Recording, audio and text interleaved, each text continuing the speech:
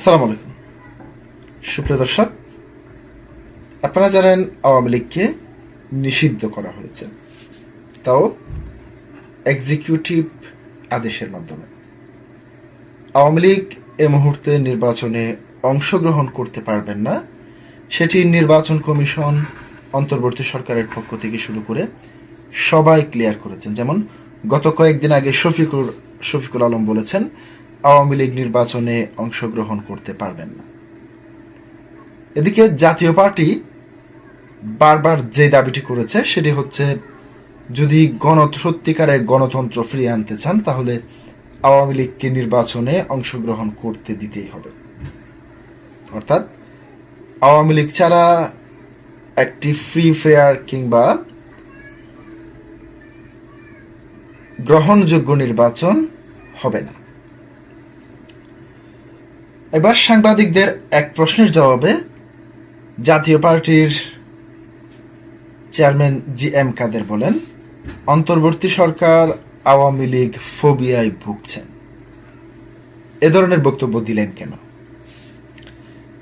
জাতীয় পার্টি আওয়ামী লীগের পুনর্বাসন করছে এমন অভিযোগের জবাবে জি এম কাদের বলেন, আমার মনে হয় বর্তমান সরকার ও নির্বাচন কমিশন আওয়ামী ফোবিয়াতেই ভুগছেন। তার আরেক প্রশ্নে বলেছেন, আমরা এখন নমিনেশন সাবমিট করছি, আমাদের নমিনেশন কতগুলো বৈধ হয় কি হয় এগুলো আমরা দেখব, তারপর আমরা চিন্তা করব পরবর্তী পদক্ষেপ।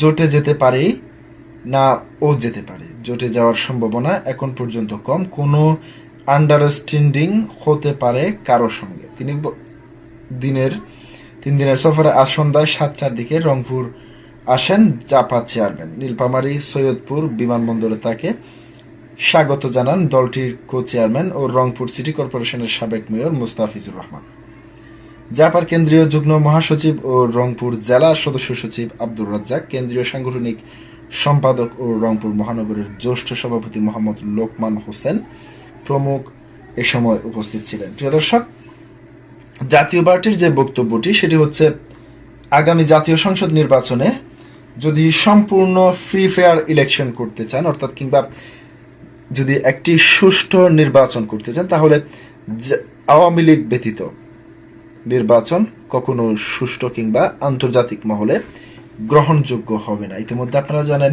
যুক্তরাষ্ট্র থেকে প্রায় বিশিষ্ট 6 নাগরিকের চিঠি, সেখানে বলা হয়েছে অন্তর্বর্তীমূলক নির্বাচন।